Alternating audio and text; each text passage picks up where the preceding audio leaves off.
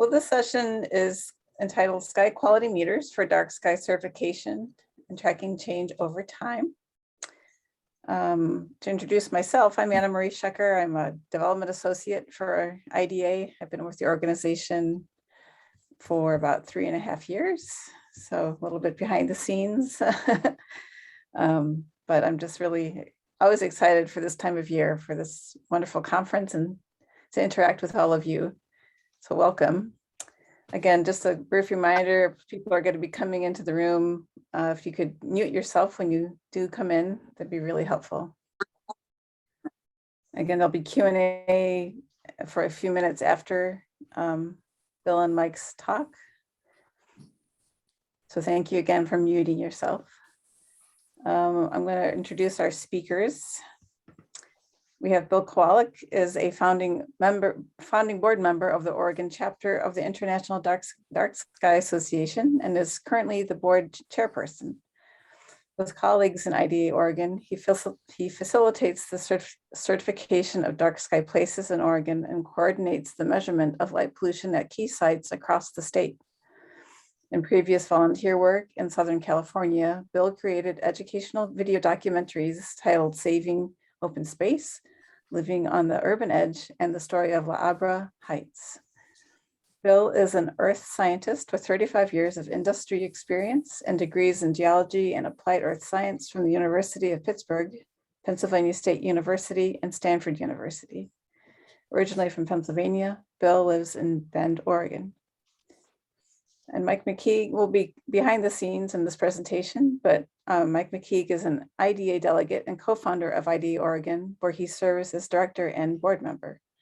Following his retirement in 2013, after 30 years as a semiconductor process development engineer at Intel Corporation, specializing in electron microscopy, he has pursued a range of interest and volunteer commitments, including youth science education, amateur astronomy and public outreach, natural habitat restoration, photography, terrestrial and astronomical, and dark sky advocacy. Michael and his wife and the birds and the wildlife they consider their nearest neighbors, some almost family, live on 40 acres of oak woodland in the Columbia River Gorge National Scenic Area near Mosier, Oregon. And I'll turn it over to Bill.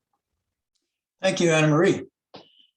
So Mike and I want to share with you all the work that we're doing in the state of Oregon in the USA with sky quality meters for dark sky certification and tracking change over time.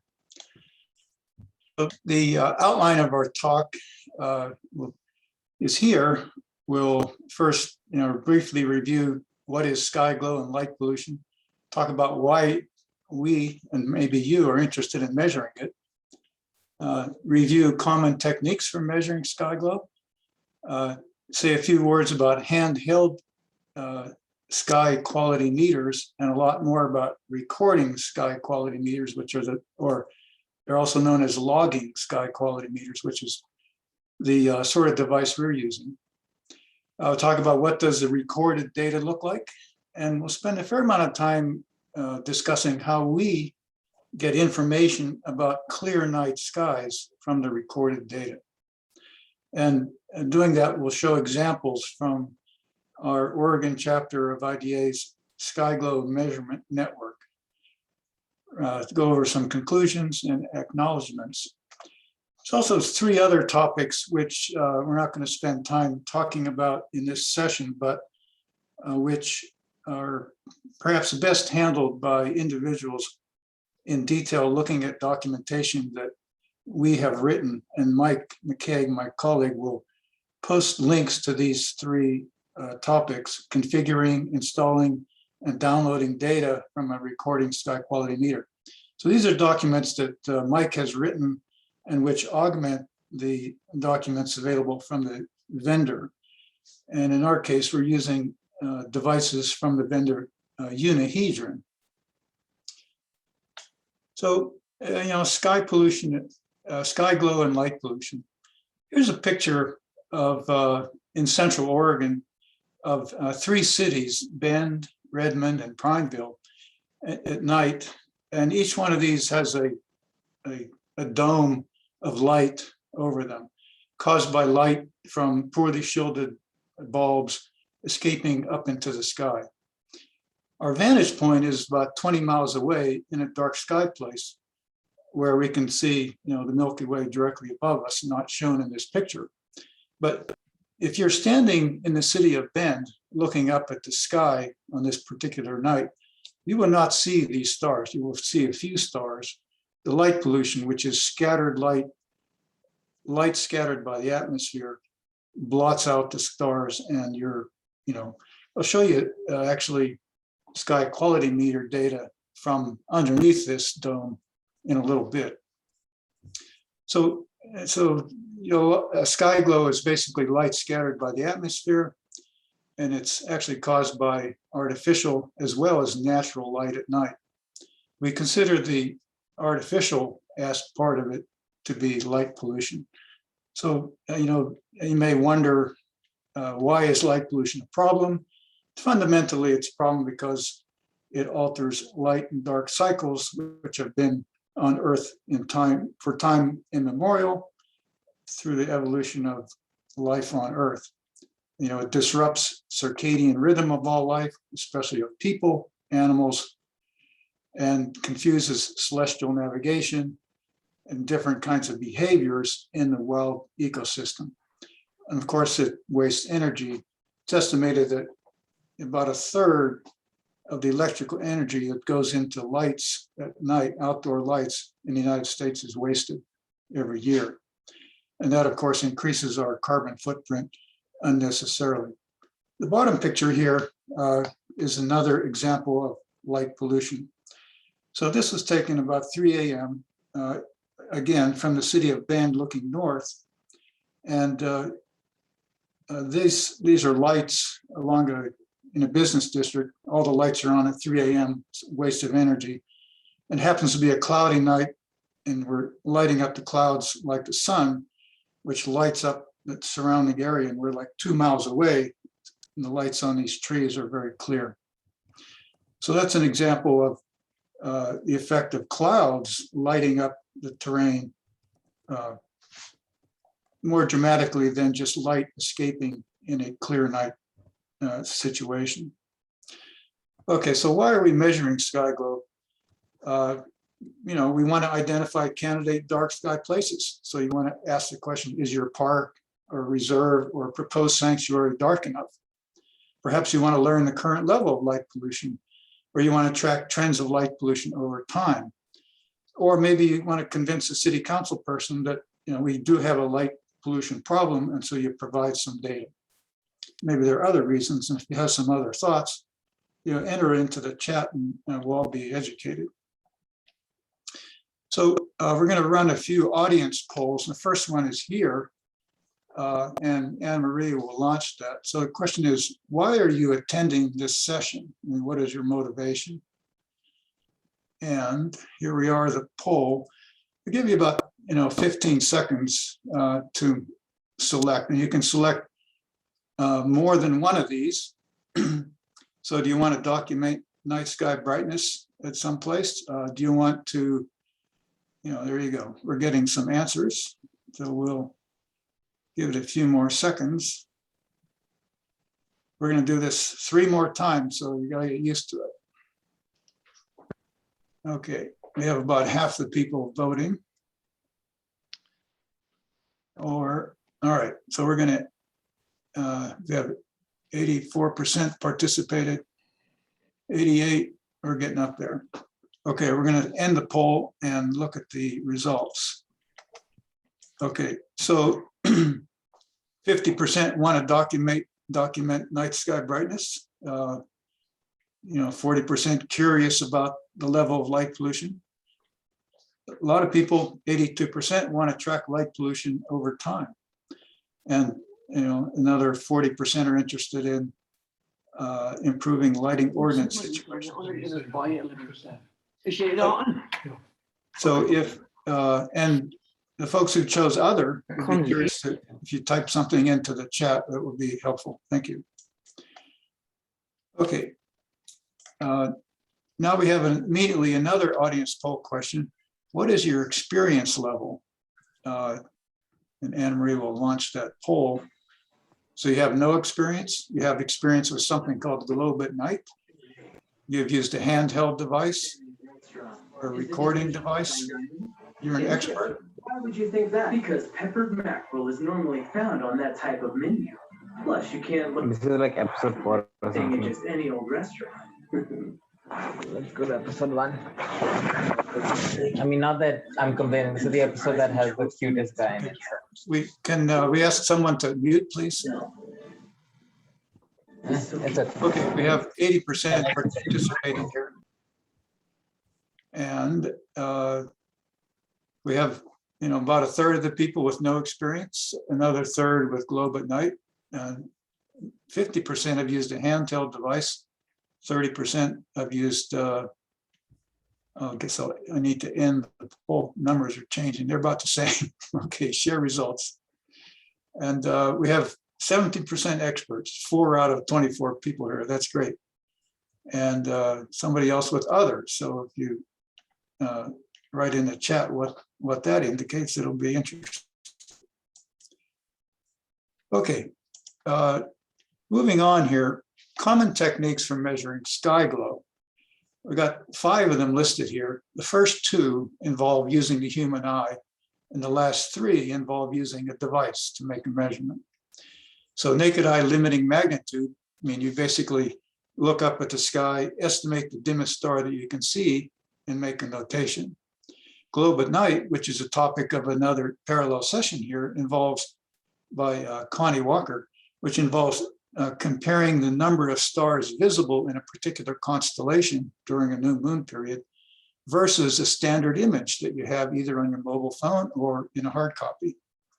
And so you enter that information in, and this year I think we have like 25,000 observations around the world, which is almost a record. So the last 3 devices here, handheld sky quality meter, recording or logging sky quality meter, and a calibrated camera. We'll spend a little more time about those 2. I just mentioned calibrated camera. So the concept here is that you have a camera which is, for example, has a fisheye lens on it, and the camera system is calibrated to give you an estimate of Skyglow at every pixel of the images that you take. Okay, handheld sky quality meter. This is the Unihedron model. It has a start button, reads off a number, which is a measure of how dark the sky is. And you basically go out on a dark, clear night, hold it over your head, point it to the zenith, press the start button, do it a few times because you want to throw away the first few measurements that you take, and then start writing down the numbers. The numbers will change a little bit because you're not perfectly pointing it to the zenith, although you're supposed to. And then, so you need, for this to work, you need to go to your site, and on a clear moonless night after astronomical twilight, which means the sun is, like at least 18 degrees below the horizon. And when you point this up, you don't want to point it into the Milky Way because you'll get an artificially bright reading. You want your location to accurately, want your measurement to accurately represent the darkness of the sky. And if you point it at the Milky Way, that's sort of, you're shooting yourself in the foot a little bit. Okay, so the idea is that you take measurements at not only at one place, but at several places around your dark sky location. And it's a valid method to estimate night sky brightness, for dark sky place certification. And there's a link here, which I think Mike can post in the chat for those of you who are more interested in that. It's a write-up by John Barentine on this technique. Okay, let's switch now to recording sky quality meters, which are the devices that we use widely here in Oregon. So we use these because they record data periodically. Like we have them set to record every 5 minutes, all night long, and actually all day long too, but they saturate and we just throw those numbers out. It operates unattended for up to 3 months on a set of 6 AA batteries. It's very dependable. It stores data on board for download to a laptop. There's a picture of a laptop, USB cable to the device for downloading data to the laptop. So you have to go visit the location where this thing is sitting. It's mounted in a weatherproof case because the electronics themselves are not independently waterproof. And the benefit here is that it provides dense data over time that represents what we like to think of as the night sky signature for the location. And I'll show you what we mean by that with a few pictures. And these are made by Unihedron of Canada. There's an analogous device called TESS, T-E-S-S, marketed in Europe. And that's, I understand, we don't have any experience with that, but I understand it's fairly comparable to the Unihedron devices. Okay, so I mentioned this meter is when we located it outside somewhere, it's put in a weatherproof case. So here's a picture of the SQM battery pack about to be inserted into this weatherproof case, for example, in this tube. And here are pictures from other locations around Oregon where we have these devices set up, recording every 5 minutes continuously. This picture in the bottom here makes a point of using a level device here to make sure that when we mount this somewhere that it's pointed at the zenith. We don't want it pointed, off to the side at all. Okay, what do these data look like, these recorded data? So here's a complicated diagram. It'll be worthwhile to spend some time on this. So the horizontal axis here is time of one night, one particular night. From twilight, the sun is down below 18 degrees below the horizon all night long, and then the sun comes up, gets light. The vertical axis is the units recorded by the sky quality meter. The units are magnitudes per arc second squared, which is an astronomical unit, and we can talk more about that. But fundamentally, big numbers are dark. About as dark as you get is a value of 22. Small numbers like 20, 19, and smaller are bright, light polluted skies. The colored lines on here each one represents a sky quality meter at a different location on the same night. The night was August 1 to 2, 2019. So we had 4 of those meters in fairly dark places, recording the sun setting, and then, interestingly enough, shortly after sunset, after astronomical twilight, the Milky Way started rising, and we get a significantly brighter reading here. Then the Milky Way, Earth rotation, Milky Way passes beyond our zenith, and we get it starts to get darker again, then the sun comes up. These two sites, the red one and the blue one, are the meters in that sky dome, that Skyglow dome that I showed you on the first picture, where people are standing around in the city of Bend looking up at the sky and not seeing any stars. This is dramatically more light polluted than these 4 sites here. One thing I'd like to point out is this feature here, and other ones like it, like this one over here. This is caused by a cloud passing across the field of view of the sky quality meter field of view, such as shown in this picture here. So, and later we'll talk about how to automatically remove the effect of clouds in our data without having to look through it manually, by taking advantage of the fact that there's clouds cause spikes. Okay, I think we'll go to the next slide. Audience poll. Okay, here's a question for you. What do you think affects night sky brightness in our measurements? You can choose any one of these or multiple ones.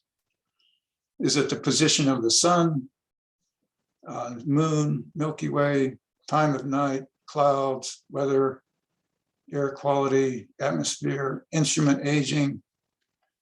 And the last one, I think, is yes, all of the above. So we're having active voting here. That's good. We're up to 50% of the people voted.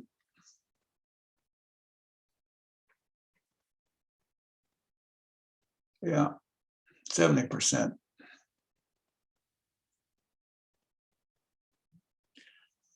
Okay, we're at the 88%. I think I'll end it there. So the results are, you're very smart people. 88% said all of the above. And that's exactly true. Some of them were more significant than others, but they can all have an effect. And so our dilemma is to deal with all these issues. Okay, so here are a list of issues. You know, the position of the sun, the moon, and the Milky Way. So I already mentioned that we can account for the position of the sun by only using data if the sun is more than 18 degrees below the horizon. Now on the moon, we're a little bit less stringent. We allow the moon to be 10 degrees or more below the horizon. In other words, if the moon is higher than 10 degrees below the horizon, we're not going to use the data. What about the Milky Way? So I already mentioned that if the Milky Way is in our field of view, we're going to get an unusually bright reading. And so we make a decision that if the Milky Way is within 30 degrees of the zenith, we're not going to do.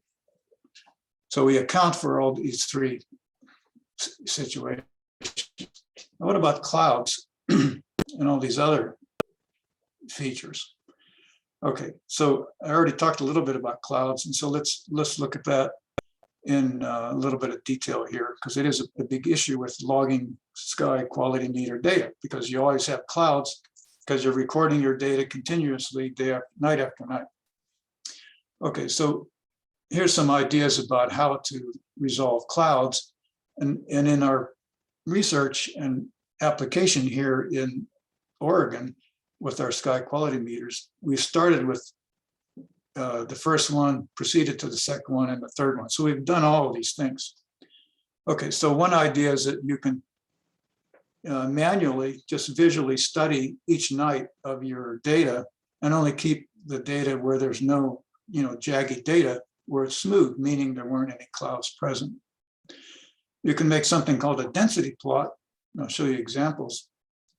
Density plot of your data, and only keep the significantly overlapping data, which are hopefully your clear nights. And thirdly, you could calculate a statistical measure of smoothness and use that to find the clear night data. And that in fact is where we are right now. So on this last topic, let me show you this diagram and we'll just say a few words about it. And you could study it later. Okay, so this is diagrammatic data. We have time of night across the horizontal, and this is vertical axis is sky brightness, again, darker and brighter to the top. So here we're recording data, up, cloud comes over, we get a bump. Because this area we've decided is light polluted. The clouds are lit up from below from the light pollution, so we get a bright peak here. Now, if we expand that into this diagram here, there's that bump, same thing here.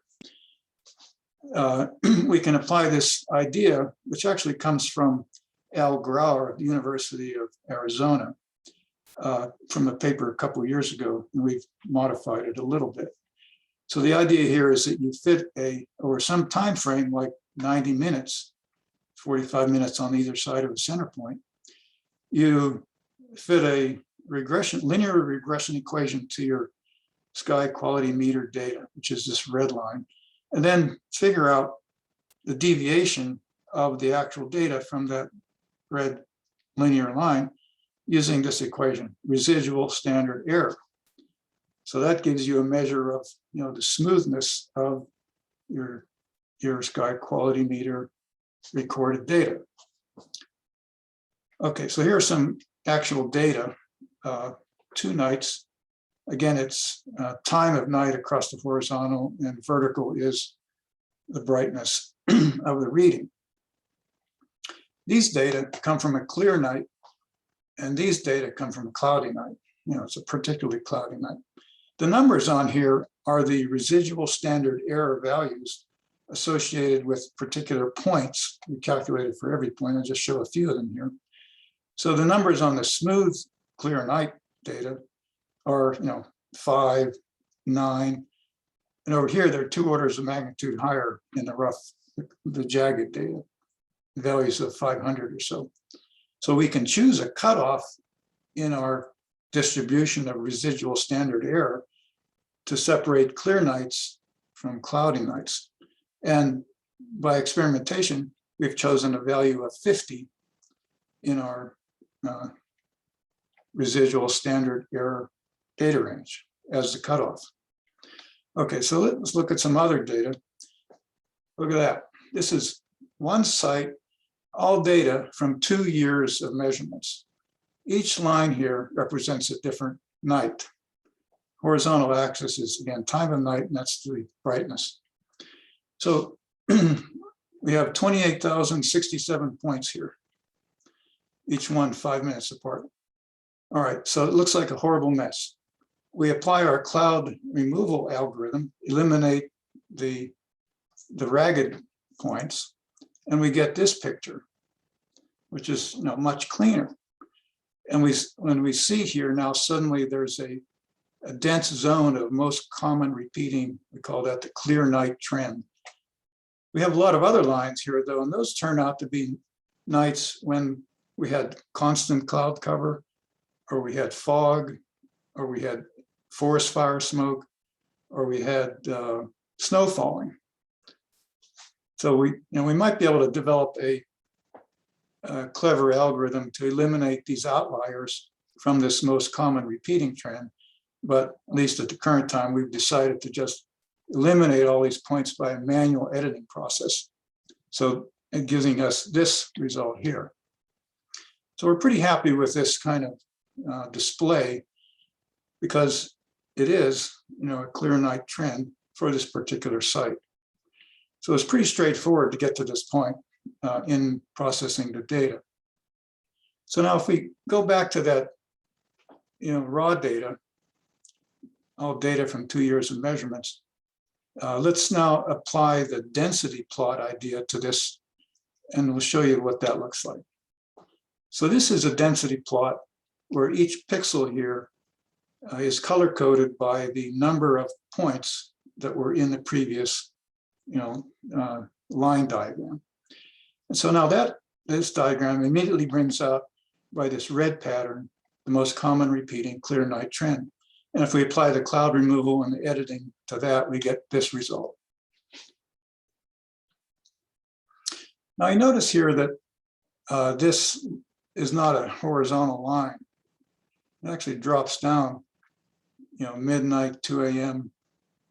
So I wonder why that is. And that's our audience poll number 4. Why is the trend of clear nights across nighttime not flat?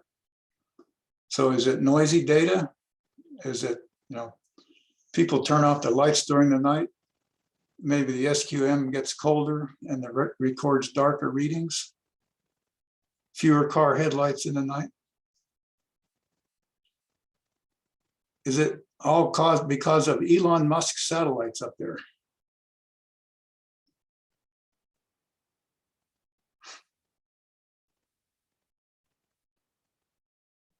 We got a few people who think it's Elon's problem.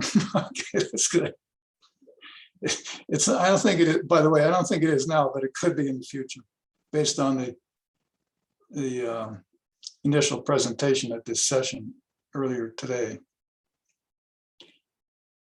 Okay, we have 73% participating, and we believe, okay, a couple more coming in. All right, we believe that it's due to this. 68% of you point out people turn off lights during the night, so there's less sky glow, and also fewer car headlights. And it could be a result of air glow as well, dying off after sunset. And thing is, it's supposition. It seems logical, but we don't have any proof of that. Okay. Onward. Now, the data that I showed you from that clear night horizontally, remember that bright red streak across the density plot. The data can also be plotted and displayed in a simple histogram. And where we have the number of samples per bin on the vertical axis, and now the brightness is on the horizontal scale. And so we have 9,564 measurements of clear night data that satisfy our sun and moon and Milky Way limitation here. Quite a few measurements. And we can get the average, 20.32 magnitudes per arc second squared, which we think is a fairly robust measurement for this particular site and other sites we work with. Okay, so another thing we wanted to show you here. This is data you saw before with the clear night trend here. And all these points up here are largely due to clouds, because this is a light polluted site. And as I have mentioned a couple of times, light from the ground comes up, lights up the clouds, and we record bright values. Now, what happens if we don't have much light pollution on the ground? If we go to a place like a dark sky site, we get a very different story. That's what this diagram shows. So here's the most common clear night situation. And when clouds are over this site, they're dark. And here's an all sky photo of such a site without light pollution on the ground. So clouds, these patterns, are dark. There's no light coming from the ground lighting them up, so they're dark. Plus, they're blotting out the stars. So we get dark readings when clouds appear. So this is a common observation in this kind of work. Okay, a little bit more about the Milky Way. We showed you a diagram. This is another diagram showing sun setting. The recorded data show the Milky Way is rising. Milky Way is right at the zenith, drops off a little and the sun rises. So if you're taking measurements with your handheld device or recording device, as I mentioned earlier, we don't want to take measurements when the Milky Way is here. We want to take our measurements from when we're Milky Way is maybe 30 degrees off the zenith. So here's an example of that.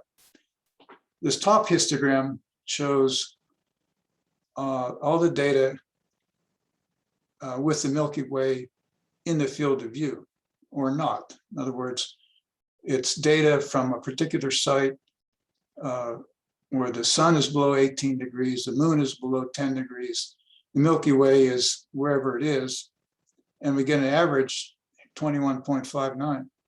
Now, if we use our filter to eliminate the Milky Way from within 30 degrees of the zenith, look what happens.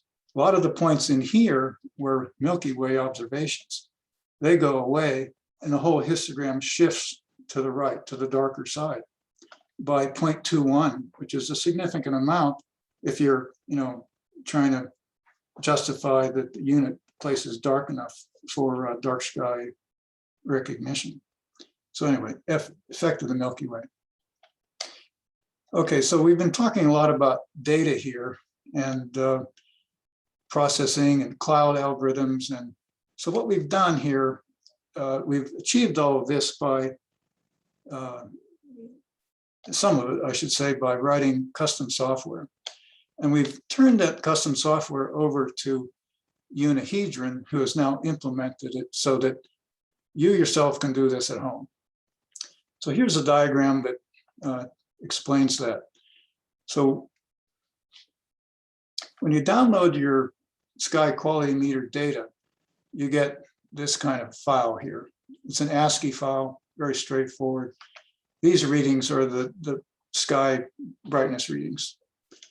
You read that into the Unihedron software, which is called UDM, And there's now a new option that was implemented just in the last month to create a much more voluminous data set based on the known position of the sky quality meter and the time of observation. In particular, in addition to the moon conditions and the sun elevation, you now get the galactic latitude and the galactic longitude of the zenith at your sky quality meter location.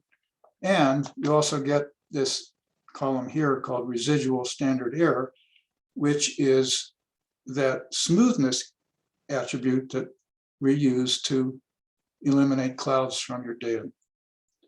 Okay, so point is that it's now available, in the most recent Unihedron device manager. And this is on a Windows machine. The Macintosh version is out there, but the Macintosh version has not been tested yet. Okay, so now we have a bigger ASCII data file with useful information in it. You still need a piece of software to extract information from it. We've been using a piece of software called Spotfire from a company called Tibco, and it's actually quite wonderful software. And we also get a free license because we're a nonprofit. It's apparently also free to academic groups. And you need either a nonprofit or an academic email address to get a free license. A little bit more about that shortly. We also use Microsoft Excel, and we use Linux, in particular Cygwin on Windows, which is kind of a Linux add-on, and a couple of utilities to handle text files. So in the Spotfire software, a main value of it is its interactivity. So here is a set of 4 filters. Just grab the picture from Spotfire. And we've set the moon elevation here to a -10, the sun elevation to -18. And you can interactively, when you're running the software, drag these sliders around and see what is the effect on your data, on your data plot. For example, you could have a slider for the residual standard error set to cut off to 50, watch your cloud data go away, set it to 100 and see what happens. It's very interactive. You get, in fact, all the pictures of data plots in this presentation are captured from Spotfire figures. In our experience, you get more than you expect, which is always a good sign with software. So what are we doing here in the state of Oregon? This is a map of Oregon, and the yellow stars are locations where we have sky quality meters recording, 24 hours a day. We have 30 of them out there. And I guess as an aside here, notice that we have a shortage of sky quality meters along the Pacific coast and in this Willamette Valley. So if anybody out there from Oregon is interested in helping to install a sky quality meter, please get in touch with us. So the way this process works, this is our Skyglow measurement network. We have volunteers, on the order of, I think, 15 volunteers at present. And Mike and I go out and help download data every 3 months. And we create a summary report every 6 months. So the most recent report was from July this year. We just downloaded the last 3 months this last week. And so we'll be updating the report, which will incorporate the last 6 months of data plus all the previous data, and to improve the analysis going forward, which is a key part of identifying light pollution over time. This is a box plot that comes out of Spotfire showing in the July report, we had 22 sites. At that time, we've added another 8 since then. These are organized by most light polluted down to least light polluted. So we're working with several of these places as dark sky park possibilities. And there are quite a few more where as you can see here, the cutoff on dark sky park or reserve is at 21.2, dark sky sanctuary 21.5. Essentially, all of these sites have dark enough skies in order to fit those criteria. However, of course, that's, dark sky. The fact that you have a dark sky is only a relatively minor part of the whole process of getting certification. In fact, measuring the darkness of the sky may be the easiest part of the whole certification process. Okay, we talked about trends over time. So here is a plot showing 9 different locations of our sky quality meter data for which we have at least 1.5 years of data. So the horizontal axis is time over 2 years, and it's just replicated here. And the vertical axis, again, is brightness. So for example, this site, which is pretty close to downtown Bend, and it's in that light dome that I showed you from the distant view in the first picture, we're getting on the order of 8% increase of brightness per year. Another nearby site, also on the edge of Bend, getting 7% per year. Other sites, we have either no change and some negative decrease in brightness, which is a good thing. So one thing, I guess maybe a little bit more about this. Okay, there are patches here. Each patch represents a month of data during a new moon, and they're color-coded by season. So the yellow and the blue are fall and winter, and the red and green and blue are fall and winter. Red and yellow are spring and summer. Notice that there's a roller coaster pattern here, and it's present on all of these all of these sites. So here's July, that's January, July, January. So in January, the middle of winter, we are recording more Skyglow. And in the summer, there's less Skyglow. So we immediately started looking into that. The first thought is that, well, maybe it's because of,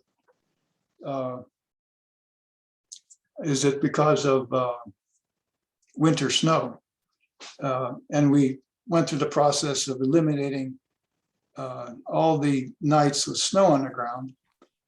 But that only causes about a 1% drop in the change of this situation. However, there's a known temperature issue with the sky quality meter, as published in an article in 2013, where the meter will record higher radiance values when it's cold. In other words, brighter values when it's cold. And we think that's primarily the source of this roller coaster pattern. So there's a need going forward to accommodate that, to try to eliminate that from our data. Okay, so in conclusions, acquiring this recorded sky quality meter data over time, we think is very worthwhile doing. You get a statistically significant measure of night sky quality for dark sky place certification. Secondly, you can do this because we've turned our software over to Unihedron. It's now available in the UDM software. And given a multi-year, multi-season long data set, you're going to see night sky brightness trends in the data. And there are many factors that need to be considered to extract information due to light pollution. So, these analyses have really helped us improve our understanding of night skies in Oregon. And as you see, we have discovered some mysteries to explore further. Just like to acknowledge the support we received from these various sites at our sky quality meters across the state of Oregon. These volunteers have been very helpful. We also like to acknowledge 3 different astronomy clubs here in Oregon, and also acknowledge the availability of this free license to use of the Spotfire software, which has been critical to our analyses of the sky quality meter data. So thank you. Let's see. Anna Marie, do we have time for questions? No, I'm afraid not. We've been asked to keep at our time limit. So, Okay, I mean, if maybe it's a really short one, but we do need to limit it. So, okay. but Is there another session going on immediately after this?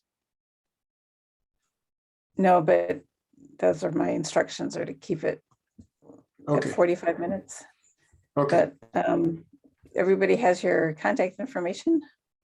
So thank you for including Okay. that. And wonderful presentation. Thank you so much. yeah, you're welcome. Thank you, everybody, for attending.